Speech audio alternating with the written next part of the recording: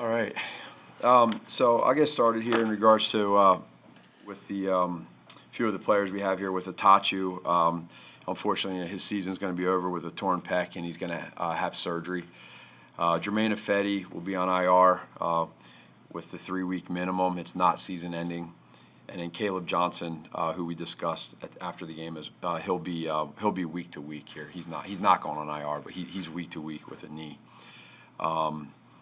There's no updates with Larry Borum and Jenkins, and then we'll obviously give everybody updates as we go here the rest of today with the injury report post-practice.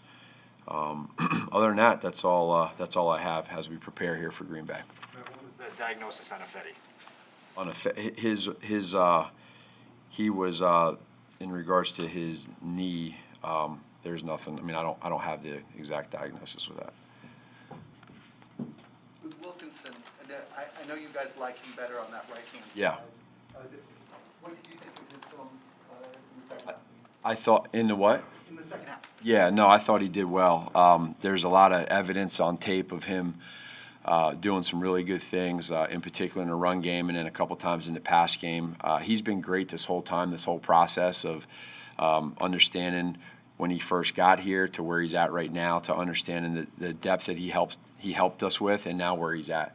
As we go through this right tackle process. I mean, it's something that that's the good part of having depth. You get a guy like him, and then you have your other guys as well, so it's good. What's your assessment of the level that your defense is playing at right now, and particularly with the offense trying to sort of reinvent itself on the fly, having that? Sure. I think that, similar to the last couple of weeks with the offense, with creating that identity, I think you're feeling that right now from the defense too, which is what we're feeling as a team. Our special teams is doing the same thing. We got 3 phases that are playing well together. Your question with the defense is when you watch the tape, I go back to earlier in the season, really after that Rams game, when we said, okay, from here on out, we're going to start swarming. There's a lot of plays on tape last week where you felt that swarming. I used the example of Robert Quinn on the first play of the third quarter.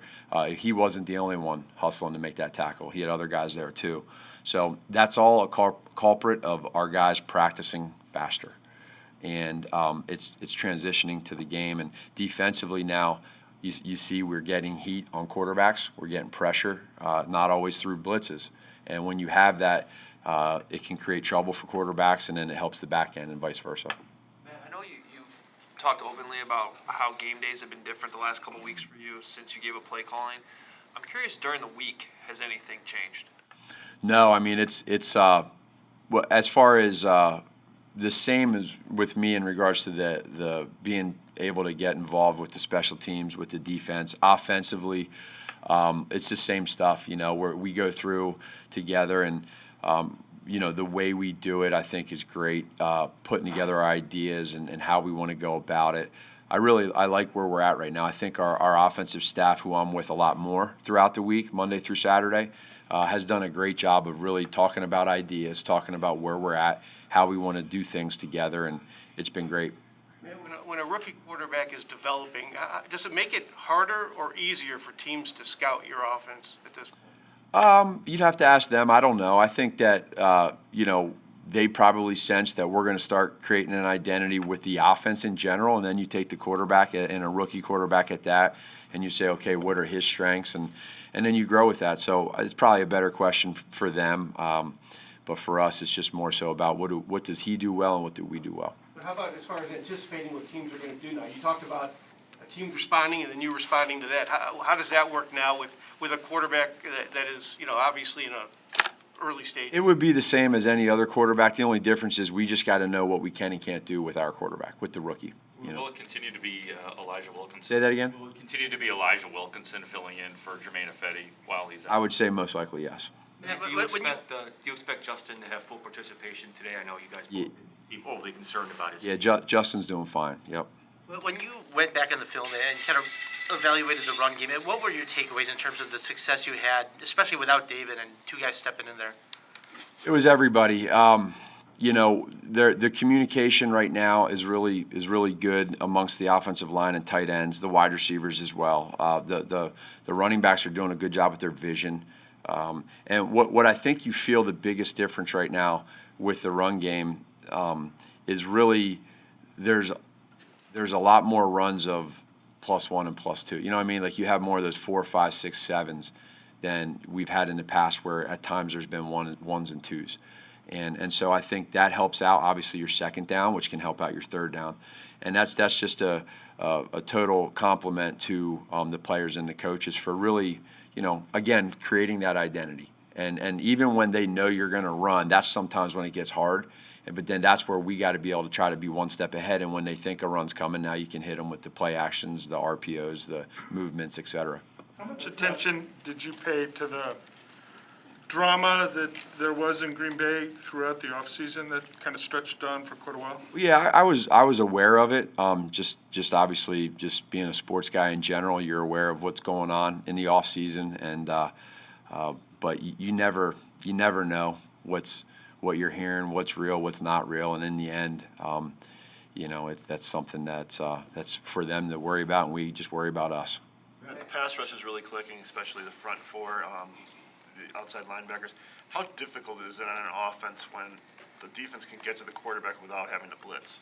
Yeah, I mean, that's huge, and we just went against a team that does it a lot really well in the Raiders. I mean, those guys on the edge and that front line, they get after you, and they don't have to blitz a lot.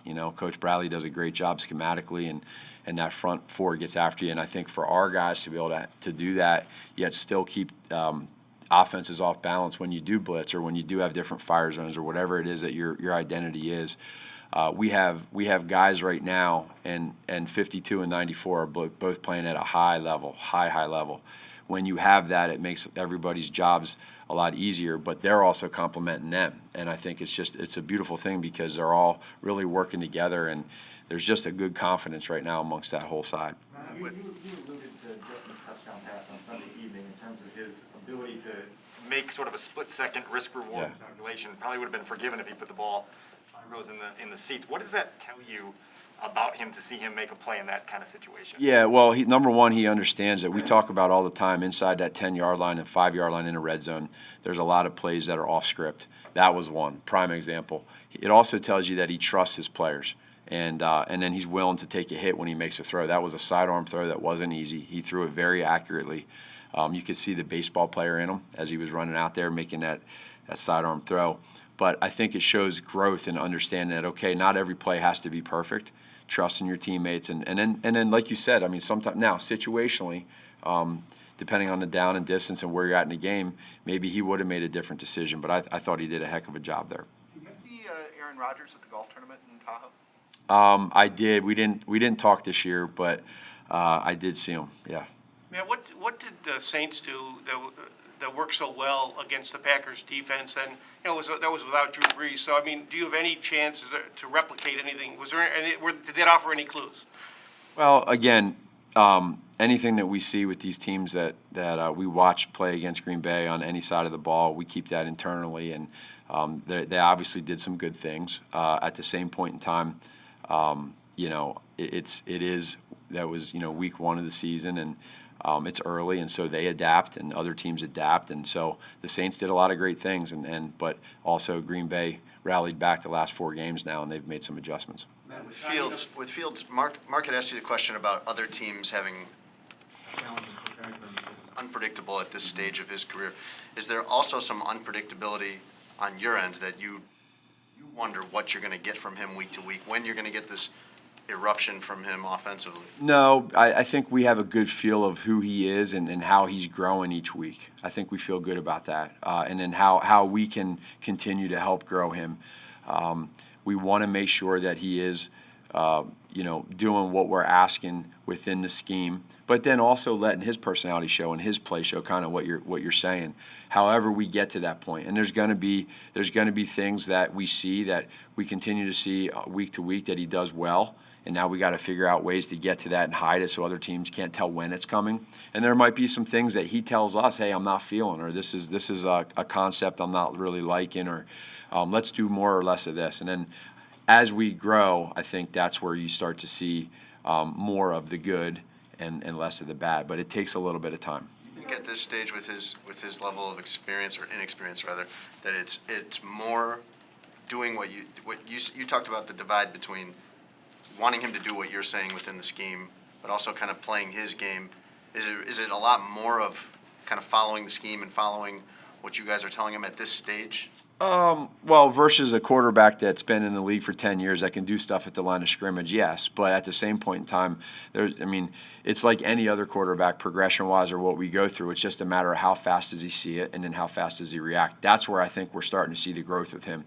Is again, he had that third down that he threw to A-Rob to the right, where he threw the out route to A-Rob, and again, that's an example of he knew he was hot, and he got rid of the ball just in time to get a first down. That's growth, where that might not have happened 3 or 4 or 5 or 6 weeks ago. So that's just one simple example, but those are what we want to keep seeing. Coach, Cody mentioned yesterday that specifically his command in the huddle has been noticeably different in his communication. That's leadership, right? Mm-hmm. What does that look like for you? Has that changed? Has it accelerated?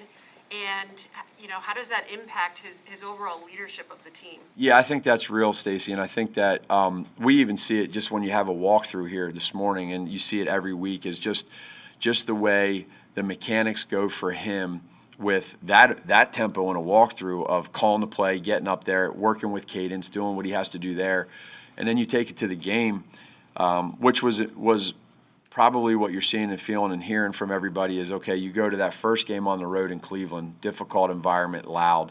Not always easy your first game as a rookie to be, silent cadence for most of the game.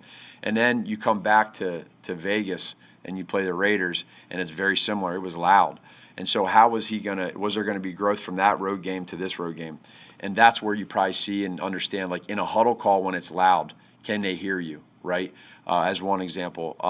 And then, again, obviously him showing his toughness. So he's really grown in that area. Coach Laser, Coach Flip have done a great job of emphasizing that.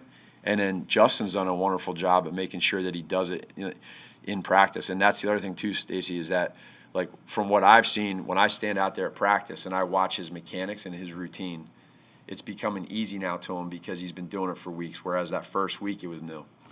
When you've played the Packers, obviously, since you got here, what have you learned about how much you should be aware of Rodgers from an offensive perspective, just knowing he's there, what he's capable of, and also maybe not letting that get too much into your head in terms of the game plan? Sure. I mean, every game is a little bit different, but I know this from the 3 years that I've been a part of this. You understand the significance that he plays with that, for that team and the role he has. Everybody knows in the NFL, one of the greatest quarterbacks to ever play this game. And when you talk about how slow the game is to him right now, and the things he does at the line of scrimmage, always trying to be one step ahead, you got to understand that that's not changing, right? So you got to come up with how you want to attack him and them, and understand that there's going to be good plays that they have. And the last couple of years, they've had those, and we understand that. But we as a staff have to internally decide, okay, how do we want to approach this game with where we're at, as well. So it's always something you talk about, but he surely is an amazing quarterback. As an extension of that, you obviously have watched these last 3+ years Devontae's ascent as a receiver. Yeah. Both from a skill set standpoint, what impresses you, and then just the way that they seem to find ways all the time to feed him. Yeah, you look at combos across the league in the NFL history of quarterbacks and wide receivers that just have a connection and just kind of have that sixth sense of knowing where they're at. They have that, and it's that when you have that, and teams know that you have that, it's still tough to stop because they're both elite at what they do. You're talking about a guy that leads the league in receptions and targets.